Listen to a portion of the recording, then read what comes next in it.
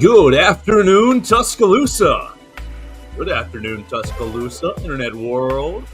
West Alabama, we're here downtown Northport. You're watching us on YouTube, on Facebook, on Twitter, wherever you're watching us, The Joe Gaither Show on BamaCentral and BamaCentral.com.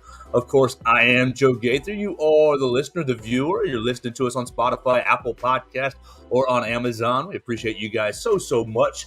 Give us a like, review, rate, subscribe, all that good stuff. And make sure that you subscribe to our other Bama Central Broadcasting Network podcast, Blue Collar Unplugged, with our friends Matthew Gibson, Blake Byler, and Jacob Pickle, talking all things Alabama basketball related. We are, right at 50 days until Alabama tips off against whoever they're playing on November 7th. That just escaped my mind. But we're not here to talk about Alabama basketball today. We're going to be knee-deep in Football Friday. It's Football Friday, and I'm so excited to be joined by the Bama Central staff. You'll see them popping in and out of the program today. Miss Katie Wyndham, the only one on time, the only responsible one. We'll find Austin Hannon and Chris Walsh and anyone else who wants to join the show today.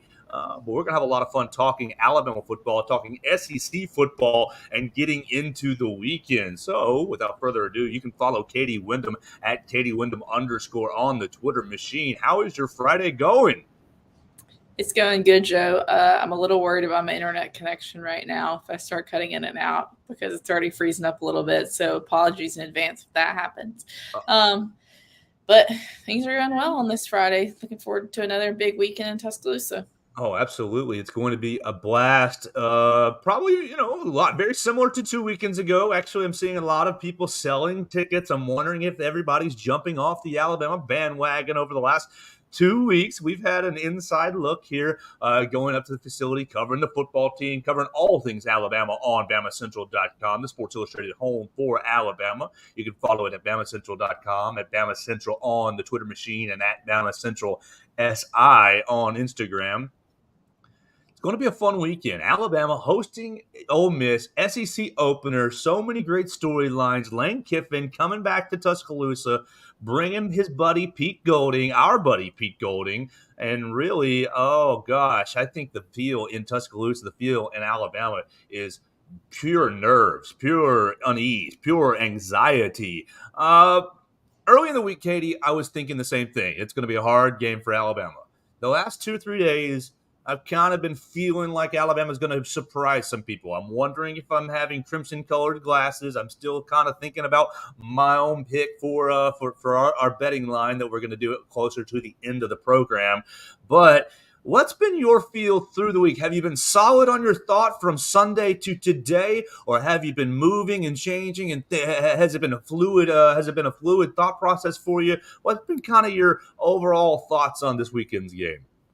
I'd say I'm more fluid like you've been. I don't think I've been locked in on one thing. I will say, honestly, from the very start of this week, it's been a surprise for me. I was not expecting Saban to come out right away in his opening statement on Monday and name Jalen Milroe the starter. I'm not saying I wasn't expecting Jalen Milroe to be the starter. I just wasn't expecting Saban to say it at the very beginning of the week because in a way it goes against everything he said before the season started in fall camp about we're not going to release a depth chart because we want guys still fighting for the job. We're not, nothing set in stone. It's just a piece of paper, blah, blah, blah. But to me, it signifies, okay, that this is the guy, which he's, repeatedly said throughout the week in other media availabilities, coaches teleconference, Wednesday, Pat McAfee, hey coach, all of it. He's basically said, yeah, this is our guy. We have confidence in Jalen. This is who we're putting behind.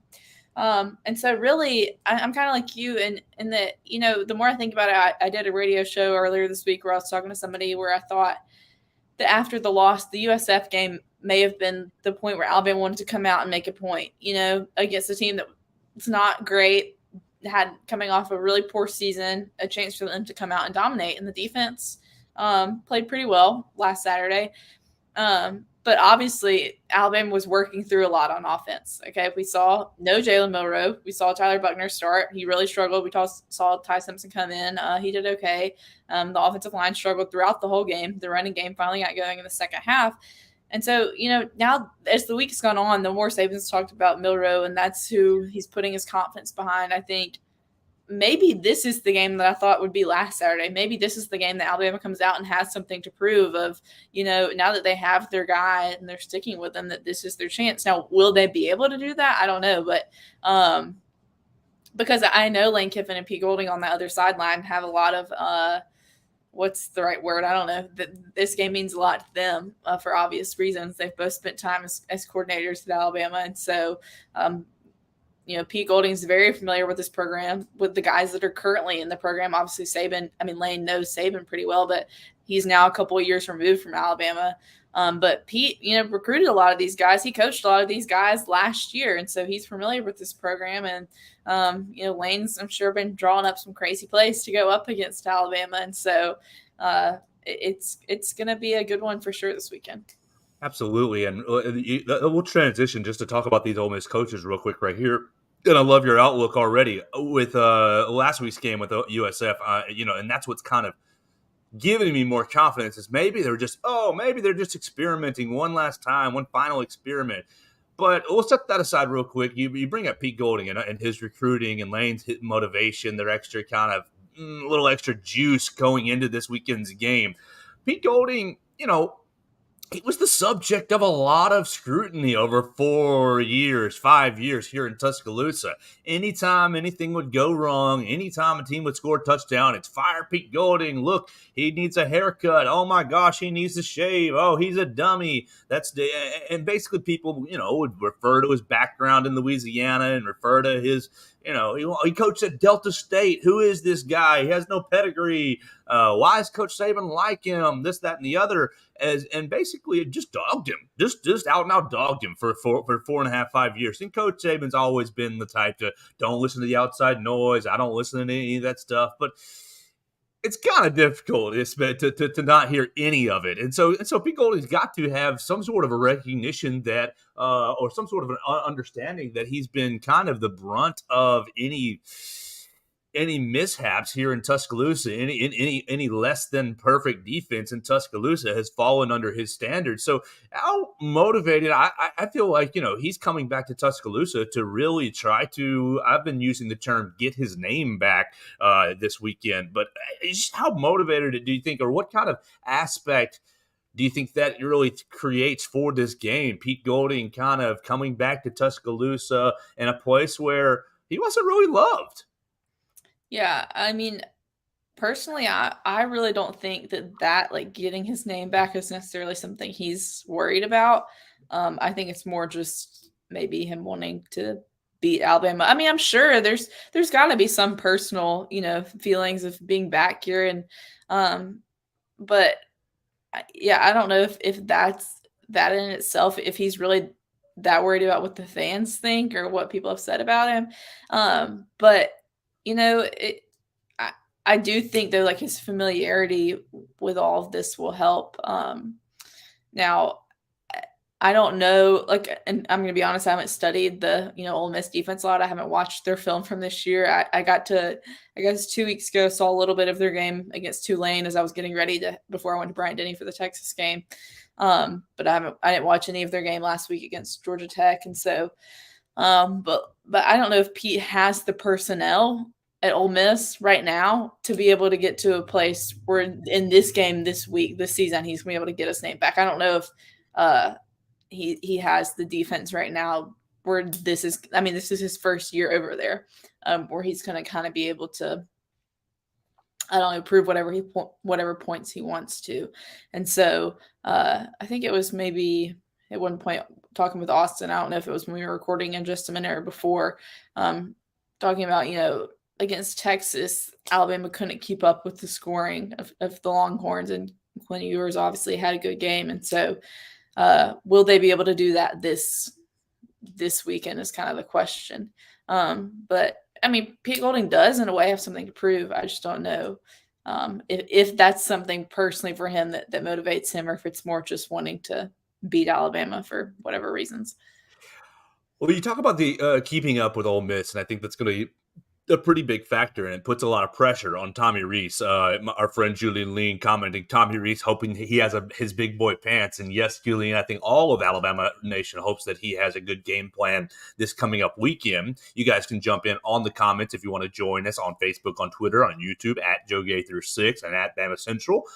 So really, let's go into the quarterback discussion with Tommy Rees and the offense, because Ole Miss this year has started traditionally slow through the first three weeks. The first halves have kind of been a little good, but not great. But then that third quarter, oh my gosh, they've had third quarter explosions in all three games, really ultimately beating Tulane by 17, beating Georgia Tech by 23, and then putting up a big 77 spot against the mighty Mercer Bears.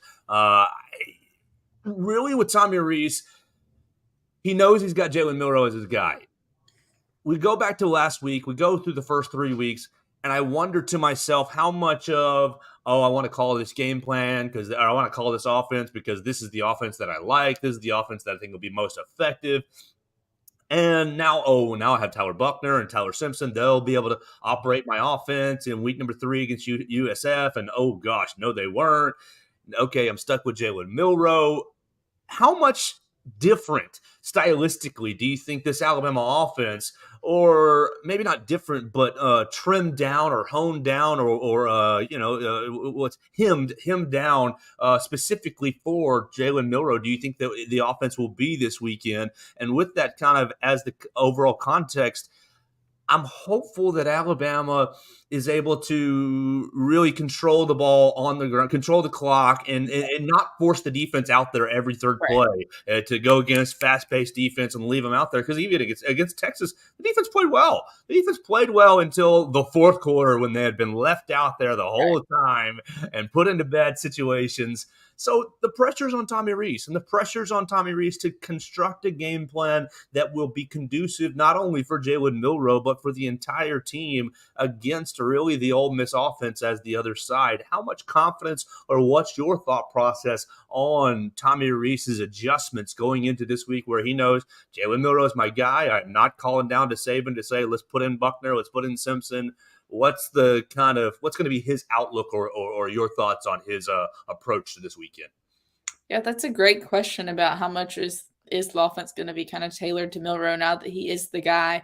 I think talking to the players this week, it's been interesting to hear them say, and so I'm guessing, even though they really said this on Monday before they would have even met with the coaches that much, but hearing them say that this is the key to the offense is being balanced. The run game opens up the pass game. The passing game opens up the running game. And it's just been interesting to me that, in the offseason, throughout the spring and fall, Saban really heralded the running back groups. The running back group is, this is a strength of our team. This is the group I have the most confidence in, barring injury. This is the group I think we're set at. And so far this year, which I know he talked later this into the week about getting Justice Haynes and Jay Miller more involved, but so far it's basically been Jace and Roydell, and Jace may have gotten a little banged up last Saturday against USF, and Roydell really kind of carried the load in the second half. But the Texas game through the first half, the USF game, Roydell had not looked good this year, and part of that, of course, is the offensive line. They got a block for him, but to me, it's almost like because of the struggles Alabama's had, or not, I don't know if struggles is the right word, but figuring out their quarterback situation, you would think they would rely on the running game a little bit more. And so will we see more running this week? Which, I know that's what you're asking me, but maybe I think with Jalen Milroe now being the guy, I would expect to see maybe more design runs, more options. Kind of one of his strengths that was a question mark coming into the year, but that we've seen early on is his ability to throw the deep ball. And so if you're able to pick away with those chunk rushes, and it maybe can open up the passing game. And then if Ole Miss or whoever else Alabama's playing has to respect the deep ball, then that opens up the middle for Jalen to scramble more. And so, I think with the way this team has played so far this year, and obviously the coaching staff thinks this too, they've said Jalen's played the best, but I think based on the strengths and weaknesses we've seen, Jalen Milroe is the best option at quarterback for this team. He's the one who can make the most out of nothing. We saw his very first touchdown of the year. The ball rolls past him. He scores a touchdown. And so if the offensive line is not going to be the best that it's been under Alabama, which it's not. If the wide receivers are going to struggle to create separation, then Jalen Milroe is the best guy that can we've seen so far that can move the ball effectively with this offense. Well, let's talk about the offensive line before we get Austin Hannon brought into the program. He's getting lined up in the backstage, getting ready to go. Let's talk about the offensive line. You've got major problems, and when you rewatch these games, it's some of the worst offensive line play I can remember in the Nick Saban era. Now, obviously, you don't have Tyler Booker last week, and that becomes an issue. And Coach Saban says, "Oh, he helps out Caden Proctor." Caden Proctor looked bad. Not even really. He looked bad last weekend, and obviously he's a freshman, 5-star freshman out of Iowa. It's a much different game going from high school in Iowa going to high level college football. Total difference there.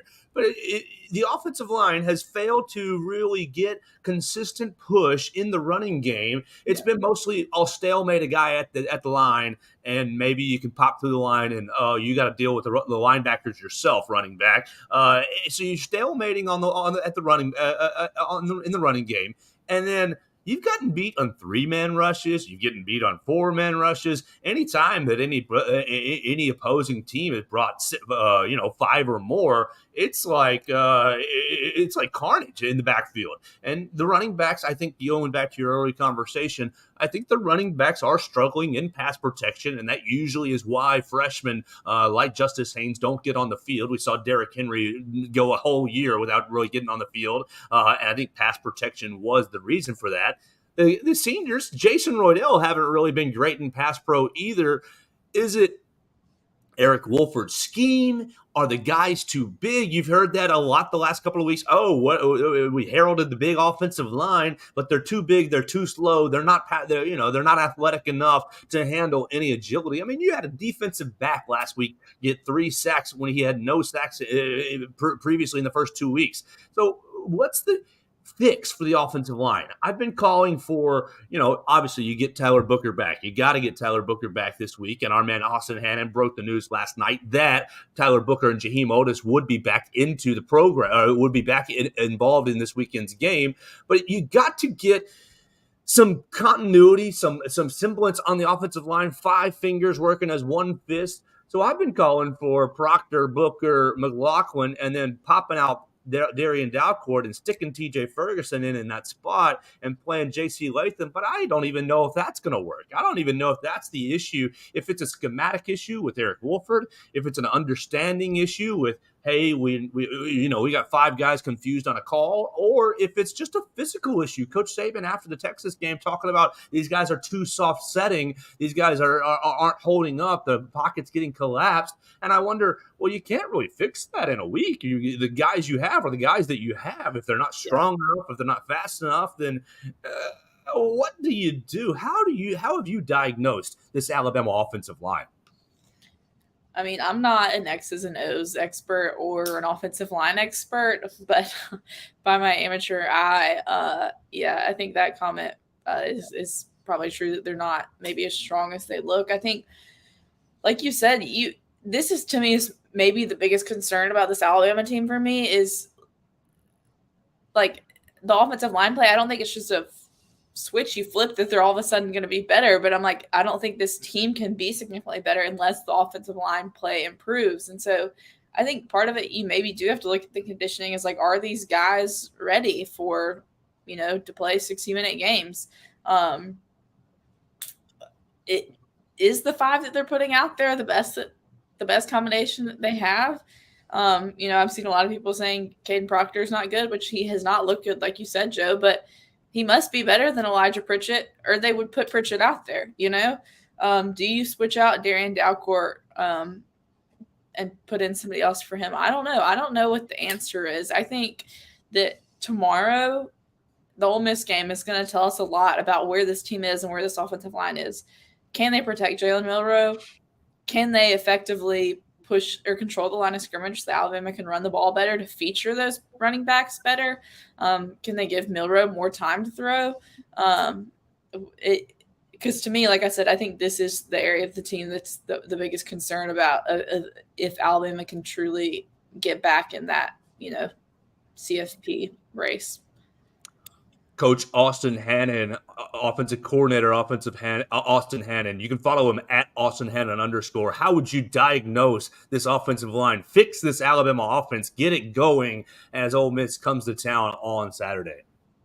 Yeah, I think one thing that's interesting, me and Blake were talking about it in Tampa last week was, and I think me and Katie have talked about it before, but why they play J.C. Latham on the right side, which that's not necessarily going to fix everything, but you would like to put normally your best offensive lineman when you have a right-handed passing quarterback on the left side, and they haven't been doing that, and you've seen a lot of pressure come from that side. So I'm not saying that Latham's perfect, not saying that if you moved him to left tackle, it would fix everything, but I think maybe you try to rotate guys around, and now that you're in the middle of the season, that might make things even more confusing and mess even more things up. But I think you could try some different guys on the line. He hasn't really wanted to do that much. Obviously, Ferguson got to play last game in place of Booker, but I think when things aren't working, you have to try out different guys. I mean, they're all talented recruits that were high-profile finds out of high school, so I mean, they can all play football. It's just putting together the right five, and I don't know if they found it yet, but we'll definitely find out tomorrow. Yeah, and you hit it right there, Austin.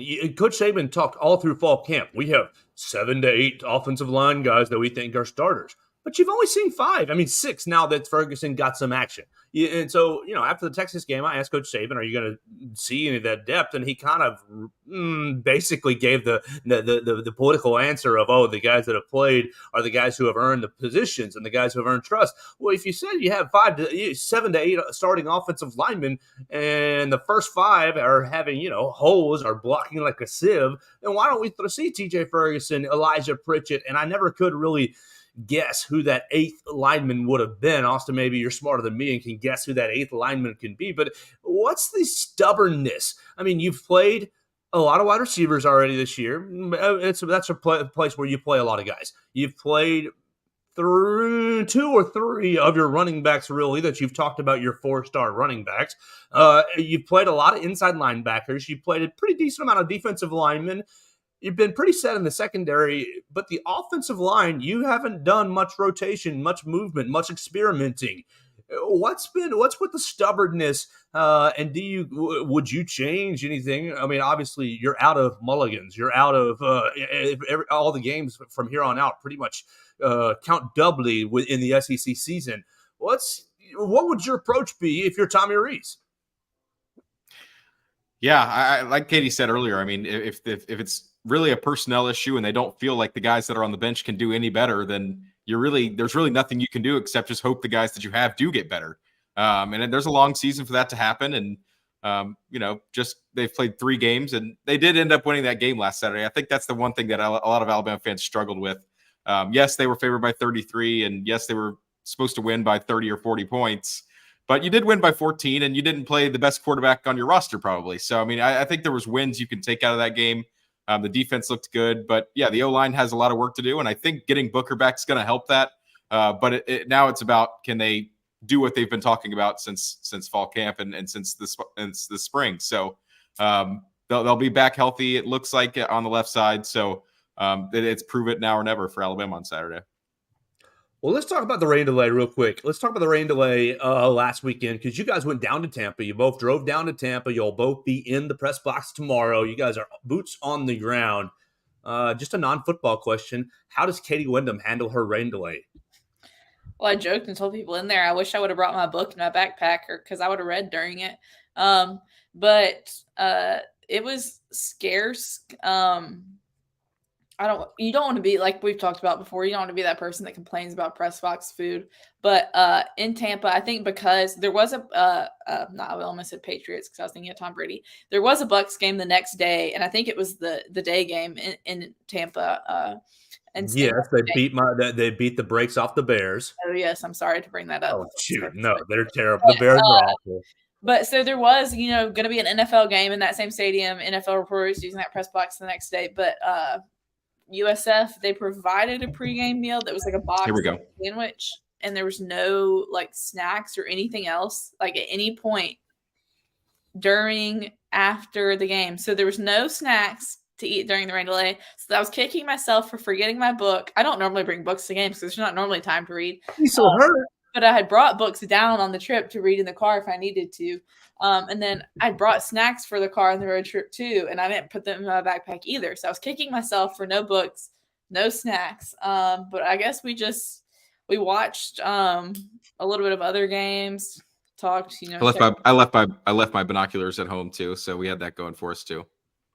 Couldn't see. Katie was my eyes. I was checking. I spent a chunk of time. I think it started before the rain delay, and I finished up during. Maybe my stat I tweeted out that it was the first time in the Saban era they punted on 4 straight possessions to open a game against a non-Power 5 team. It took me a little while to go back and look through all those games, and so just kind of looking at the stats, trying to find interesting things, not knowing how long the delay would last. But it is times like that you're thankful that you're in a press box and not out in the elements where it started pouring the rain. Austin, how would you spend you forgot your binoculars. What was your main passing of the time for the rain delay? I guess there really was. And it doesn't really last as long as you think it would. Just like, yeah. And just like when you get to the game 3.5 hours early, the time kind of flies when you're up sitting there in the press box, regardless of if you're freezing cold or whatever else. I mean, time seems to move a lot faster up there. So the delay was, I think, 57 minutes or something. But like Katie said, there were no snacks, so you couldn't distract yourself with food. So it was just kind of all of us sitting there looking around, watching the rain come down. And eventually, obviously, in Florida, the sun comes back out. Was it as hard as it looked on television? It looked like it was like a deluge. Yeah. Yeah, oh yeah. There was puddles on the field and all that kind of stuff. But then the sun dried it all up. No, immediately. Yeah. Also, here was the tea from the press box. The reason why for people, I mean, it's probably already been put out there by now, but why the game was looked like it was coming from outer space for a little bit was that ESPN had a different weather detection system or radar or something that they look at, and their system had detected lightning within however many miles of the stadium. And so they said it wasn't safe for them to start the game back. But both coaching staffs were no, we're starting this game back. No more delays. And so that was why there was Saban was ready to get on with it. And so that was personally, I would love the television to have that angle always. That top angle, you see all 22. Yes, it makes the numbers a little challenging to see who's who, but you get the whole picture of the strategy. You get the whole picture of the passing, what's going on down the field. Oh, I love it so much. And I mean, yes, television is television. You got to get it nice and tight, and you want to see right up on your players' faces. But it makes the post-watch, the rewatch a whole lot easier when you're seeing the top-end screen and you're like, oh, these guys aren't getting open, or oh, these guys are all covered, or the progression's getting killed. So, but the problem was they kept switching from the all-22 at the top, and then they had a medium-range camera that was stagnant. And it was well, this stagnant camera, and they had to keep jumping through the stagnant cameras. If they had just left it on the top camera, I would have been everything would have been gravy. I wonder how all that works. If they give the advertisers are supposed to be, if they give them some sort of discount, they pay the money back for the quality of production that was going on, or what the deal is with that. Well, let's bring in our friend Chris Walsh. Chris Walsh, right here, BamaCentral, has joined the program. You can follow him at Writing Walsh, and he has been working through, playing through pain the last week and a half.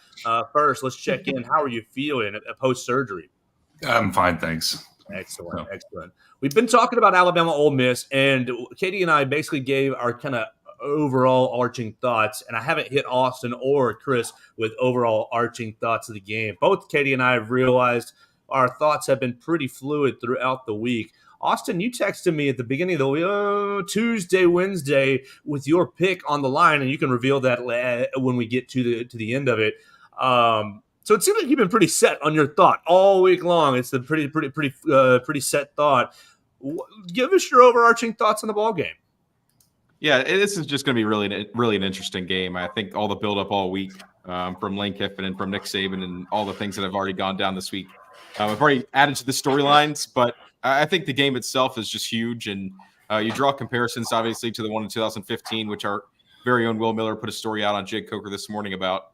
And it's kind of like that, but it also, not everything happens twice. And So for Alabama fans that are just hoping that this is going to be the big turnaround and everything happens and everything goes great is maybe not true. The only reason I think that is I think we can only make predictions based off what we've seen. And what we've seen is that Ole Miss is a pretty good football team. And the last 2 weeks, Alabama hasn't been. So I think it's funny. And I've seen a lot of people kind of argue that maybe Ole Miss should be favored in this game just based off of play alone. And they've obviously gone on the road and beat Tulane already this year, which that's not Bryant-Denny Stadium, but it's a good win. So Jackson Dart looks a lot better in year 2 from his transfer from USC. So they've got a lot of good players, and right now Alabama's got a lot of question marks. So, yeah, I think Ole Miss has a great shot at an upset this weekend, and unless Alabama can really get this thing figured out. Dr. Walsh. I think anybody who's going to place a bet on this game is crazy, because we're 3 games in. We still don't know what Alabama has, how good it's going to be. There's still way too many questions. And, the season is marching on.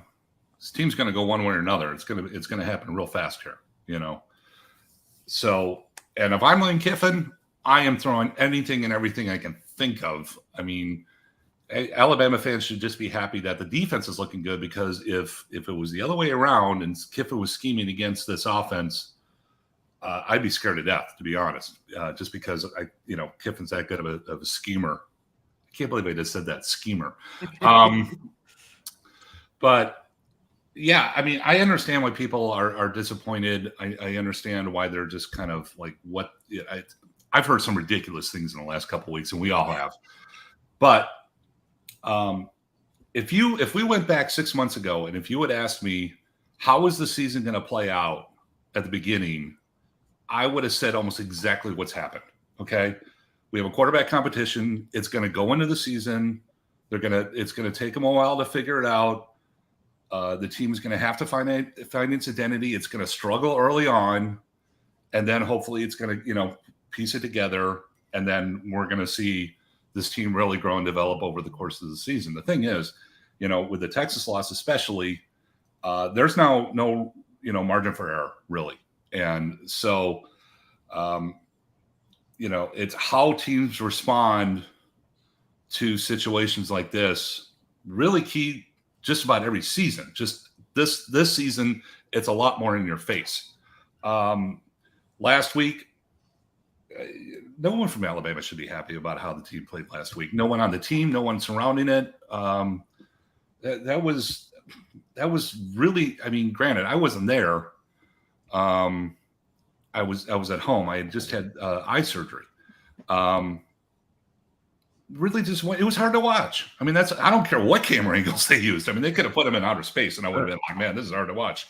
Could have put them on the ground. You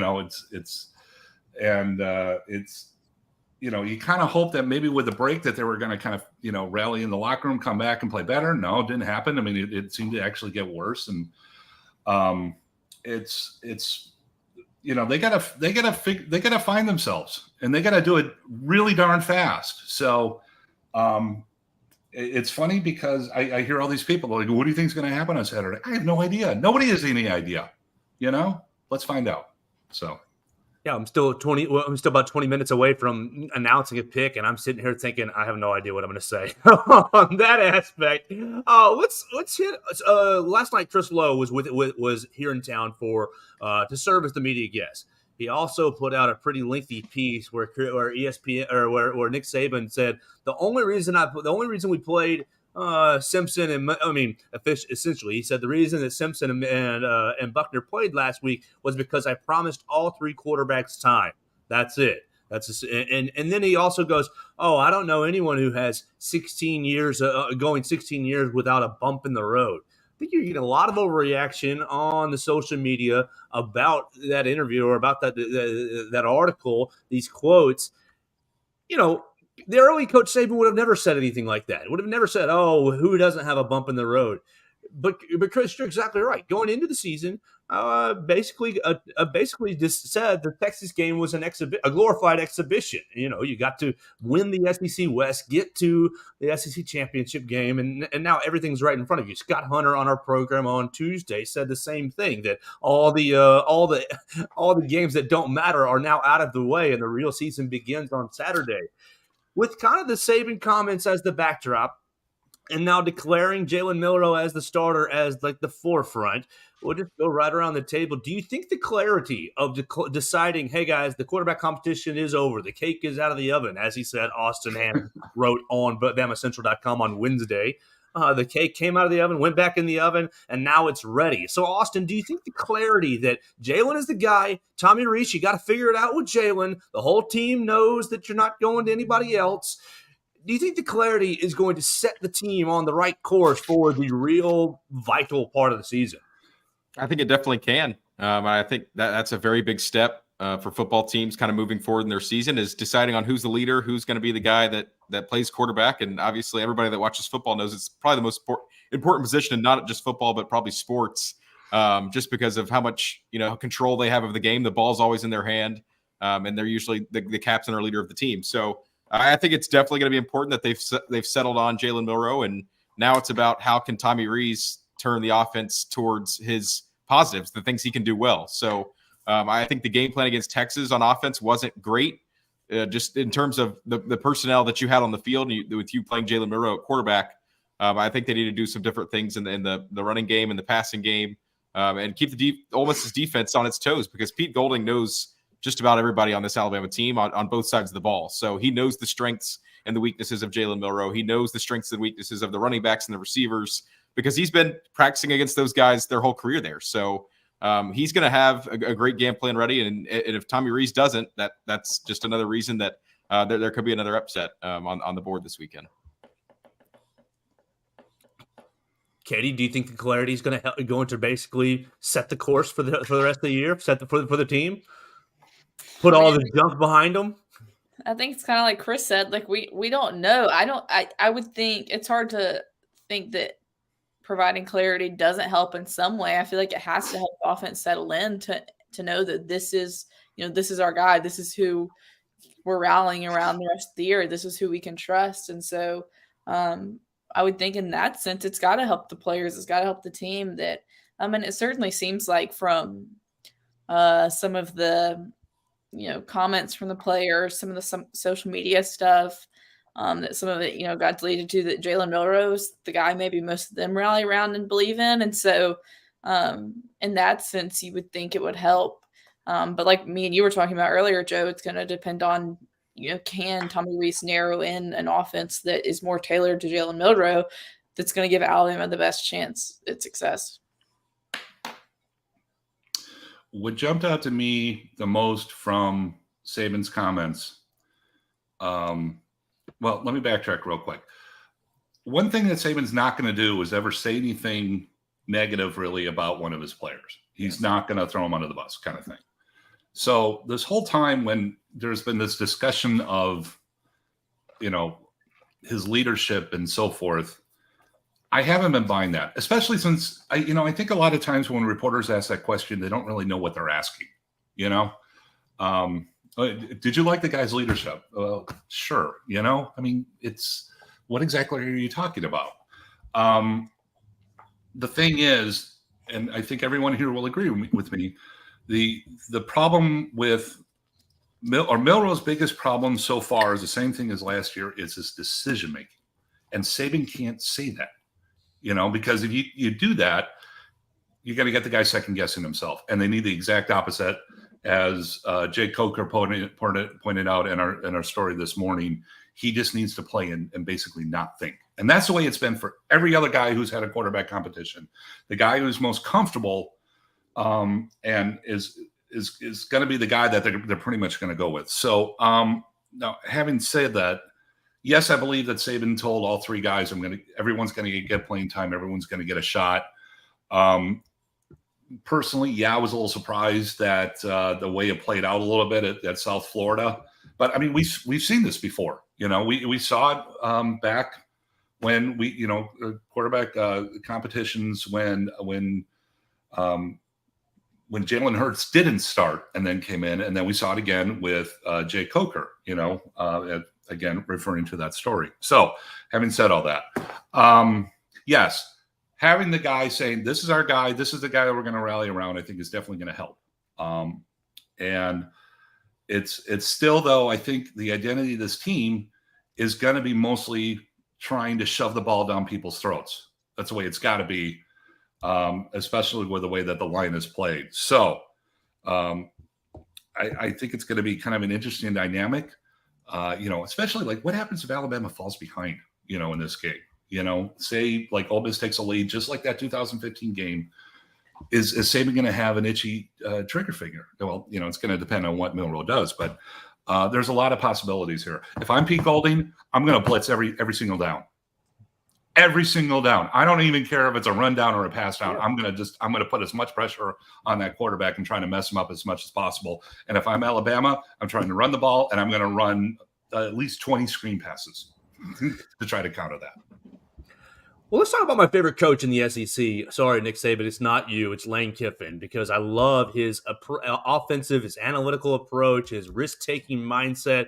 But I also love what he does online as a troll, as just a poking, being silly and, cryptic tech tweets and things like that. CJ Watson hits a great point, and it's probably been the main reason why I'm starting to lean back on the Alabama way. Lane Kiffin out-coaching himself. Do we think that – look, it's all in front of it. Lane Kiffin knows exactly what we've been saying. Alabama looks as vulnerable as probably they've ever looked in the last 15 years or so under Nick Saban.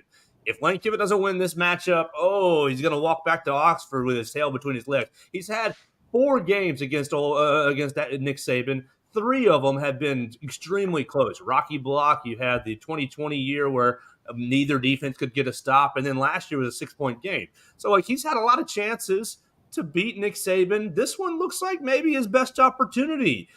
Do you think he might be getting out of it? Do you think he might get in front of his skis a little bit, out over his skis? Do you think he's enjoying the moment a little too much? Obviously, he's going on Sunday saying, Alabama's got a different defensive coordinator, just sowing discord through the Alabama nation. He's going on to Twitter. Katie, I don't know Taylor Swift very well, but maybe you do. What's the Castle Crumbling song that he's been tweeting about Taylor Swift? Castle is crumbling. He's been interacting back and forth with his own dog's Twitter account. The dog is, I'm afraid to go to Tuscaloosa, and he's responding, if you're afraid, stay home. He's been finding the Alabama fans who are saying, Lane Kiffin and Pete Golding are going to come beat us, aren't they? And putting little smiley face emojis on the tweet. So is he feeling himself a little too much? Do you think he's going to get out, out-coach himself, as CJ Watson wisely puts it? I don't know if in that sense, I think that's more just like his personality, him doing all that stuff on Twitter. But he has, you think back to 2 years ago, the game in Tuscaloosa is now like infamous, get your popcorn ready. And then Alabama gets up 28-0 because he goes for some 4th downs, maybe that he shouldn't have. I think maybe kind of that's what he's referring to with out coaching. And so I think Lane's just I don't know if cocky is even the right word, because I don't even know if that's what it is. I think he just likes to have fun on social media. And I don't know if it's necessarily because he thinks he's going to win the game. I think that's just kind of how he is, because he's, like you said, he likes to be a little bit of a troll on social media. But I'm like, somebody commented on here earlier. I mean, and like Chris said, I mean, Lane's going to be throwing everything at him. And I also think in the past, in a way, it's still like this Ole Miss. Lane hasn't necessarily had anything to lose against Alabama, because his teams, they're having good seasons, but they're not. They weren't in the CFP race. They weren't in the SEC race. So if they beat Alabama, that's huge for him. That's huge for that fan base. That's huge for that program. But if they lose, it's not the end of the world. Whereas this year for Alabama, if they lose, it's not the end of the world, but it might be the end of the world as people know it in Tuscaloosa if Alabama starts this year too. But Ole Miss is just 2 spots behind Alabama in the rankings. They haven't lost yet this year, and so Ole Miss number 1 in the BamaCentral power rankings. Yeah, there you go. You have it here, and that's the most official thing out there. And so Lane, in a way, still doesn't have anything to lose. Where this loss wouldn't derail their season, but it would be huge for them. So that he has the opportunity to just put everything out on the table, go all in with trick plays, crazy offenses, whatever, to try and knock off Nick Saban in Alabama. Which that used to be such the illustrious thing of the assistants not beating him, and now it's kind of, you don't want to say old hat, but it's becoming a lot more common now with Kirby and Sark and Jimbo. Chris, you think we're going to see Lane Kiffin outsmart himself? I don't know, but I am curious to know if the dog's coming. What happens? How would the fans react if the dog suddenly did something on the field? Not sure what the Bryant Denny policies are on dogs on the field. Can you imagine? I bet you if you have a poop bag, it's all right. Somebody's going to have to follow if he was here the whole time. Oh man, we're okay. I'm sorry I brought it up. No, no. The question: can he outsmart himself? Yeah, he doesn't have anything to lose. If they lose this game, everyone's just going to be. It's Alabama. It's the same old stuff, and they still got it. But if he pulls off a win, here's the other thing about that, because now we have Steve Sarkisian, former assistant, winning, who we all know is like really buddy with Lane. So I'm sure that they've been talking about what worked, what didn't work. But so now we have, what is it, 4 assistants now have been beaten Saban? 3. It was Kirby. It was Jimbo, then Kirby. Now Sarkisian. Maybe it just seems like more, but I think that would have been a big deal to Lane if he had been the first, or maybe even the second. Now, not so much, but I don't know. It's Lane. You never know what he's going to do. I'm sure he's going to go for 4th down at least 2 times too many, and that's great. It makes it exciting and it makes it fun for everyone and lots of drama. But Alabama secondary is pretty good. I thought the defense looked great last week. Chris, do you think that they've changed defensive coordinators? I think I'm more in line with what Saban was kind of saying this week, and I'm sure that they figured out a way to speed up signals, whereas you have someone on the sideline who can he doesn't have to sit there and talk and go back and forth. It's an immediate thing. If you see this, you call this. And I'm sure that was a big part of it. I mean, they were playing a speed up team last week. So that's when you test those things out and, or you go to those things. So I think if, we've already once been through Kevin Steele suddenly not calling plays. 2 games. No, it was just way too early. I was like, if that's going to happen, it's going to, probably, unless they know like right off the bat is like, this isn't going to work. That happened with another coordinator one year. And that's how Pete Golding got the job. Yeah. That's how Pete Golding ended up calling the plays. So, but we're not going to go there. So yeah, I'm not, him pushing that button, I thought was really kind of interesting. And I wasn't exactly sure where he was going with that. I do not think that Kevin Steele has been demoted. No, and in fact, I've seen some signs of things that Kevin Steele is doing that seems to be paying off. Granted, there have been a lot, too many penalties, but a lot of them have been on the offensive side. There haven't been that many, I don't think, on the defensive side. Austin, let's hit your thoughts on Lane Kiffin. Do you love him like I do? Go for it on 4th down every time. No reason not to. I mean, if you're on the other side of the 50, go for it. Yeah, I mean, you just know what you're going to get with them. I mean, and I've said that not just in terms of schematically, but when you hire him as a head coach, like all the fans that want him to be the head coach at Alabama after Saban. And I just think that you kind of know what the ceiling is with him. He's just the way he plays and coaches football. You're usually going to be a 2 or 3 loss team. It's just every now and then those decisions that he makes are going to bite him. And last year it really did down the stretch kind of hurt him a little bit. So starting with the Alabama game, which they were, I believe, 8-1 when Alabama came to Oxford last year, still in the race and had a 14-3, 14-0 lead early on. and then fumbled that game away and ended up losing just about every game the rest of the season. So his teams have a real streakiness about them. And right now being 3-0, that means they're kind of at the height of what they're playing right now. So, yeah, I mean, they've got a good team, and you know what you're going to get with Lane Kiffin. He's going to go for it on 4th and 2, 4th and 3 on your side of the field just about every time. So it can hurt you sometimes, but it's also, it's got the recipe for an upset too.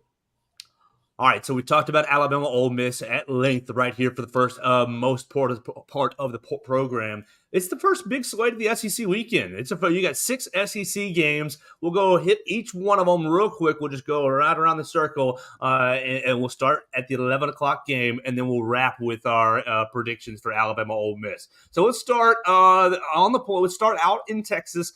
Auburn is going to Texas A&M. Auburn 3-0, no SEC game so far. A&M 2-1, lost to Miami, but beat 2 scrubs. Katie Wyndham, how you feeling about the Tigers and the Aggies?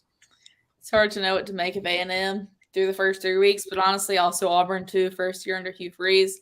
I think I would say if it was in Auburn, I would pick Auburn, but I think I'm going to go with A&M. Dr. Hannon? Yeah, this is going to be a wake-up call for Auburn, I think. They've had kind of a light schedule through the first 3 weeks. They are 3-0, so that they're ahead of Alabama right now. But after what I saw, how they played in Berkeley a couple weeks ago against kind of a pretty subpar California team, I think A&M was going to get right at home this week, and they'll beat Auburn by double digits.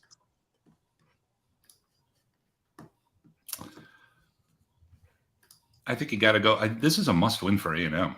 Yeah. It's just their back is against the wall already, but it's a home game. Yeah, I agree with Katie in that respect. I think the home field advantage in this is huge. You got to go with the Aggies. 4 for 4. I'm going Texas A&M as well to let Jimbo Fisher give Hugh Freeze a little dose of reality.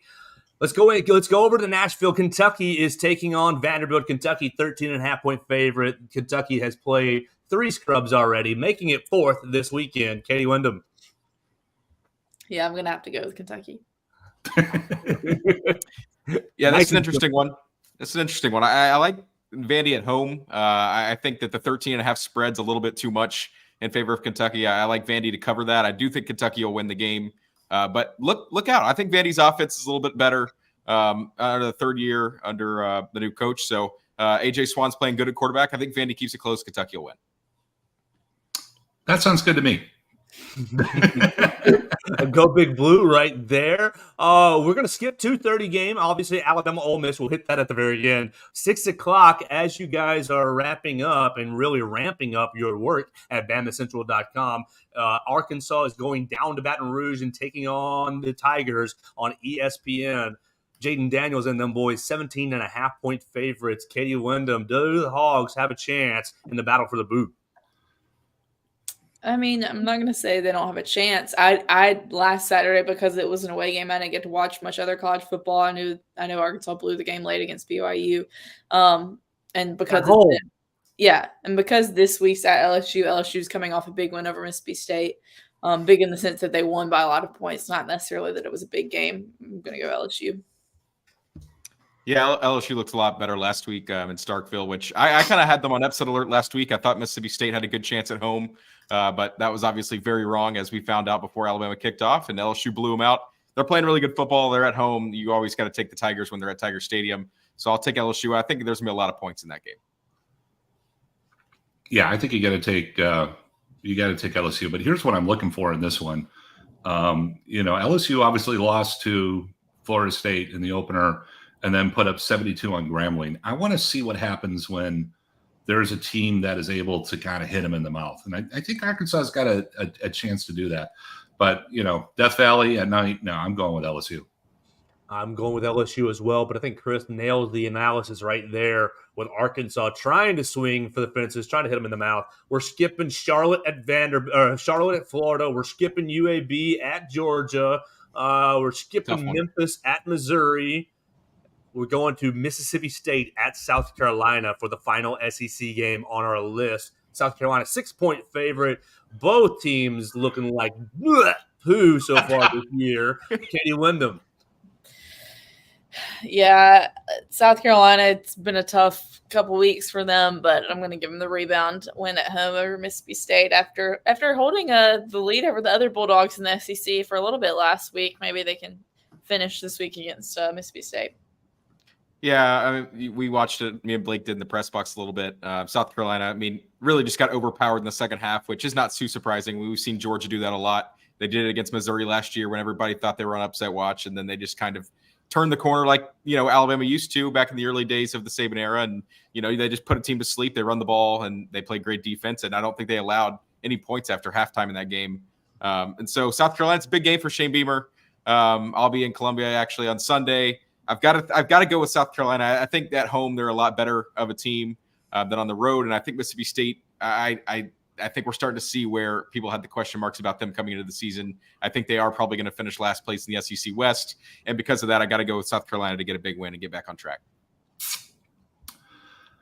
I'm going to go with an upset on this one, and part of it is because we have the whole sandwich effect. South Carolina is between a Georgia loss and next week they're at Tennessee. And I don't know, maybe Mississippi State showed me enough when they played Arizona, but I think Mississippi State's gonna be one of those teams that just kind of goes along here and then just kind of sort of fades a little bit. So I don't know why I like the Cowbells on the road this week, and yeah. I can't really give you a good reason. I just like it. There we go. I'm going Team Sandstorm over there in South Carolina. So Shane Beamer finally wins a decent game this year, to start this year, and we'll see how that goes. But now it's time for everyone's favorite game. Alabama, 6.5-point favorite. Austin can repeat his pick that he texted me on the line, the number that he texted me. Oh gosh, I think we've got. Austin and I are 2-1 so far this year, but I've taken all underdogs throughout the year. I don't know what I'm going to do next. Katie Wyndham, final thoughts and your pick on Alabama Ole Miss this weekend. You can read Katie Wyndham's great work at BamaCentral. Follow her on the Twitter machine at @KatieWyndham_ for all her insight and analysis in the Bryant-Denny Stadium press box, in the press room after, and all things Alabama. What are your thoughts on Alabama Ole Miss? I don't know. I've been spurned 2 weeks in a row. Okay. Fool me once, shame on you. Fool me twice, shame on me. So because of that, I'm not going to pick Alabama to cover the spread this Saturday. Even though the 6.5 line, that is just like one touchdown. So it's like if things get figured out, but last year's Ole Miss game was close, came down to the very end. Ole Miss had a chance to win at the end, and that seems to be a recurring theme for Alabama lately, close games. So I think I'll pick Alabama to win, but not cover. Austin Hannon, give us the pick you text me, and then give me your final thoughts on what you think kind of the game's going to look like in Bryant-Denny Stadium. And follow Austin Hannon at @AustinHannon_. He will be in the Bryant-Denny Stadium press box as well, covering all things Alabama and every aspect of the game. Yeah, I gave you Ole Miss +7 early in the week because I saw it keep dropping, and it started at, I think a couple sports books had it at 11 on Sunday, and immediately they all pushed it all the way back down to 7. Now it's at 6.5, I think. So it just keeps on trending down because I don't see why Ole Miss wouldn't be the trendy pick here. They're 3-0 against the spread this year. Alabama's 1-2. So Ole Miss has covered every game they've played. And you just really don't know what you're going to get from Alabama right now. If you get the performance or somewhat of a performance that you got week 1, where they're able to run the football and they're able to play good defense and they don't commit 28 penalties, then you might get an Alabama cover. But I just don't think there's enough evidence right now to put your money on the Crimson Tide. And they didn't give you a reason to last week or the week before. So why do it now when Ole Miss is trending in the other direction? So final score, I'm going to keep it up with straight up Alabama. I'm going to go 31-27 Alabama. But I do think Ole Miss, like Texas did, covers the spread at Bryant-Denny Stadium. Chris Walsh, what are you thinking here? All right. I'm going to disqualify myself from this, and here's why, real quick. Being the publisher of BamaCentral, if I pick Alabama, I'm a homer, and I'm just doing it for the site. And if I don't pick Alabama, then I'm one of those guys. You hate Alabama, and it's not worth the headache. And I'm really understandable. Sorry. I don't mean to put you in that position. Then I apologize. No, that's okay. But I'm going to say this: I like Katie's pick a lot. I'll put it that way. Can we talk about the elephant in the room, though? Can we talk about Austin's hair? You got a haircut. You're going to see the girlfriend next week. Is that what it's all about? I can't say that's true. This haircut's about a week old now, so it's Katie's saw it about a week ago when it was really short. It's grown a little bit. See, I can't see anything, so it's Yeah. It was all the world for Chris. For those who don't know, I had eye surgery the day before the South Florida game, which, upon reflection, was a really, really good time to have it.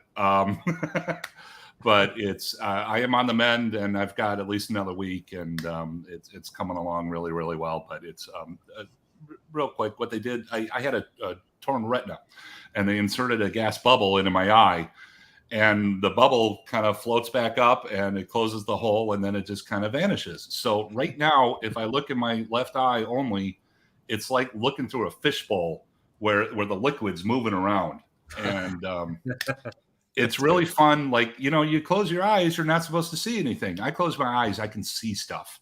So it's made it really hard to sleep. But all in all, it's going really well, and I'm really looking forward to seeing you all again. Are you using a pirate patch? Nah, it's funny. My daughter and my wife have offered it, and then it's I was like, nah, maybe we'll use it to have some fun one of these days. But I'm stubborn, But it seems like a ready-made Halloween costume already for it. We're what 4 weeks away, 3 weeks away from that. Yeah. Well, the tricky thing about that is my daughter, she is turning 6 on Sunday. And we told her that we weren't going to start Halloween until after her birthday. And so this whole week she's been like, can we get out, Halloween stuff? And it's just like, sweetie, you just need to chill just for a couple more days. And we're going to cave on that. There's absolutely no doubt in my mind. It's just a matter of when. It's almost here at this point. You just have one more full day. Well, the big thing is that we have a big surprise for the kids that we don't want them to know about, and it's just they're going to come home from school, and there's going to be something. How can I put it? Out in front of the yard that's very large, and so we wanted to do it kind of as a big family surprise, and it's at this point it's just like let the kids have what they want. Zombie Big Al blowing up in the yard? No, it's not. But I can't. I promised I would keep my mouth shut. That's enough. Ellen and Declan may tune into the Joe Gaither show, so we can't give it away. Absolutely. I actually, one of the guests that I reached out to this week, she could not make it, but she said, "Oh, I've actually watched your show before." I said, "What? Oh, thank you." So, Chris, thank you for your platform and BamaCentral putting us on each and every day. Hey, just think, in 2 years, we're going to be doing this show from the resort on a regular basis. What do you know? Do you know anything beyond what the article stated, or anything extra than the article stated? Well, I mean, I know the location. You can divulge. No, it's this is not a flash in the pan or just it's like, oh, the wishful thinking kind of thing. I mean, the money that they have backing them is very, very serious. They've got a wonderful location that they kind of lucked into, which it's right across the river. I mean, they could sit there and probably hear the softball stadium. And if they get this basketball arena ever built, I mean, that's just going to be a hop and skip right over, right there. So they give you an idea where they are. 5 minutes off campus, really, if that. And it's just, they're working on all the details and all, but it's they're full go. They're hoping to have it open fall 2025. And I'm about to start a major campaign to get them to call it BamaCentral, which I'm going to lose. That's okay. But the thing I'm going to really push for when I talk to them is doing some sort of a little studio over there, maybe poolside or something, that we could really take advantage of and have some fun with. Well, dang, I got to get my game up for that. I absolutely have to get my game up for that. Oh, speaking of the basketball stadium, Katie Wyndham had an interview with Greg Byrne, not out yet, and we don't want to give any details yet, but you'll be able to hear, or you'll be able to read that on BamaCentral very, very soon. Katie's sitting down with Greg Byrne today, and what did you get a full 30 minutes out of him? I did. He's very generous this time. Oh, wow. Man, we love Greg Byrne, and I can't wait to read that piece on BamaCentral.com. I'm going to go back to the conversation. I'm taking Bama minus the 6.5. I'm taking Bama for the first time this year. I'm going Bama 31, Ole Miss 24. I think Alabama figures it out finally offensively, and the defense plays as well as it's played already this year. So here's a good question. Yes. Which team scores more defensive touchdowns this week? Golly, yes. Somebody posted, I saw highlights this week on Twitter of the 2016 Ole Miss game, and I think Alabama had more non-offensive touchdowns in that game alone than they've had all the last 2 seasons. So, when was the last non-offensive touchdown for Alabama? Because Jalen Key didn't get in the end zone in the first week on his interception. He got pushed out on Was it Will Anderson? It might have been Will Anderson's pick six last year. Yeah, yep, against Utah State, right? No, that was Louisiana. No, Dallas Turner scoop and score at Neyland Stadium. Yes. Yeah, Jamison Williams, or not Jamison, somebody, didn't Kool-Aid have a punt return at one point last year? Oh, yes. By a penalty last week. Yeah, last week we saw Terry on, but that got called back. Well, that's good.